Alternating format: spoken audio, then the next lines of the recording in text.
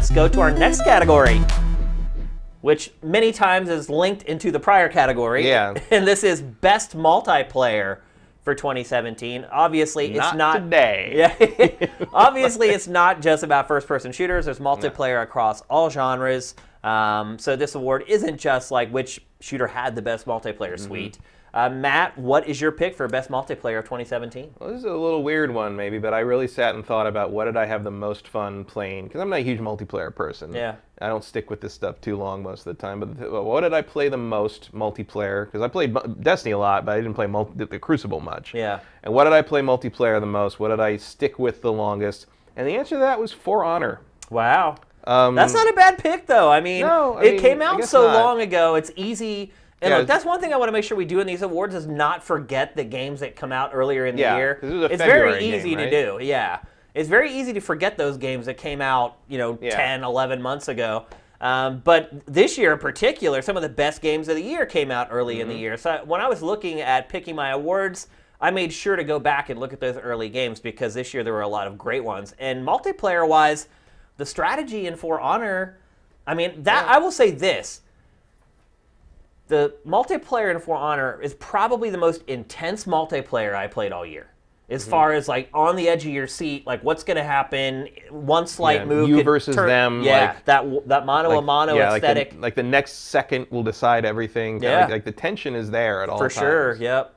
And obviously you're not alone here, Matt. This game has been a massive success for Ubisoft. Massive. You forget, like this and Ghost Recon is interesting in that like they've been so successful, but like we don't really talk about them much in the core gamer world. Yeah, you're absolutely right. They're a hit outside of that demographic. That whole games as a service thing that we. Although I admit I did load up Ghost Recon yesterday because of the Predator thing. Yeah. Predator thing's pretty awesome. But this was the most fun I had playing against other people in anything, I think. I mean, and part of it is because I'm a fighting game fan, and this like kind of melds like a multiplayer shooter with a fighting game to a degree that like absolutely it felt like something a little different. And I just never got like winning any kind of duel in this game like felt very satisfying, and I felt like I accomplished something. Yep.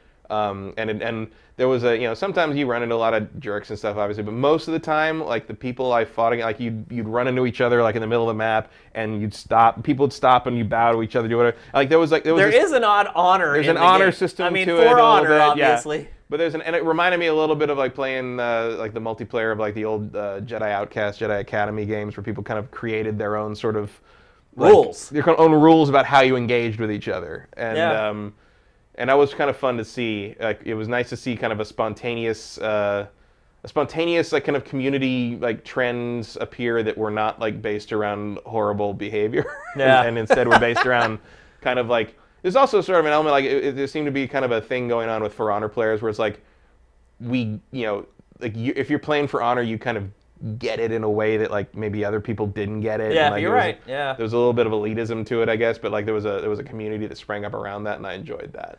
Yeah, I think the other thing I would say about it is that it's one of the more unique games of the year. Yeah. I mean, there's no other combat system like that one in the industry. So it did something new. It did it well. It's also been really smart with how it's sustained and kept its audience across, at this point, almost an entire year now. So I think that's a great pick. But I chose something different. And my favorite multiplayer game of 2017 is, and I should have had a drum roll for Sam here, Splatoon 2. He's just going to use his hands. Splatoon 2 is my favorite multiplayer game of 2017. I kind of took the same tact as you did. I went and I looked back and I said, what games did I have the most fun with? And which games did I stick with the longest? And for me, Splatoon 2 is the multiplayer game that I enjoyed the most. It's the most fun I had playing multiplayer.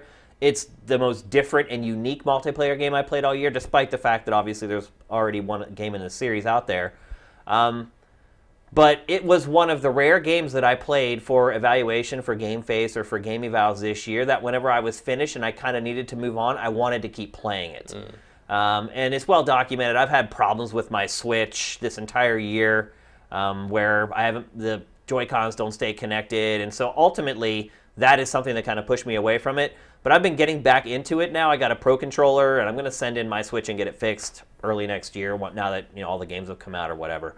And I'll be able to play with Joy-Cons again. But I've started diving back into it again. And now everyone's so freaking good, I'm just getting annihilated because they've been playing all along.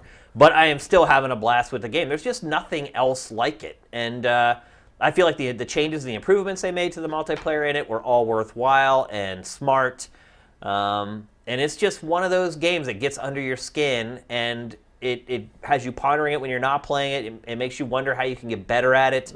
For God's sake, people, paint the spawn. Just paint. Like, paint, period, man. Everybody's so concerned about their KD, and they don't want to paint, which is how you win the game. And I think that's interesting, too, watching how different people play it.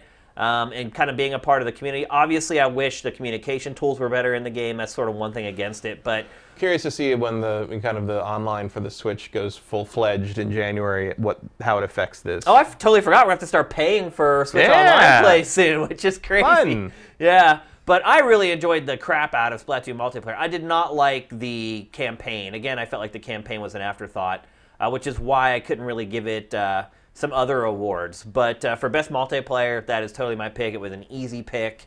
And if you do not have Splatoon 2 and you have a Switch, I highly recommend picking it up. It's one of those games that you're going to get a lot of value out of, no matter how much you end up paying for it. So there you go, Splatoon 2. I'm going to try to say it right from now on. I always say Splatoon 2 instead of Splatoon 2. So yeah.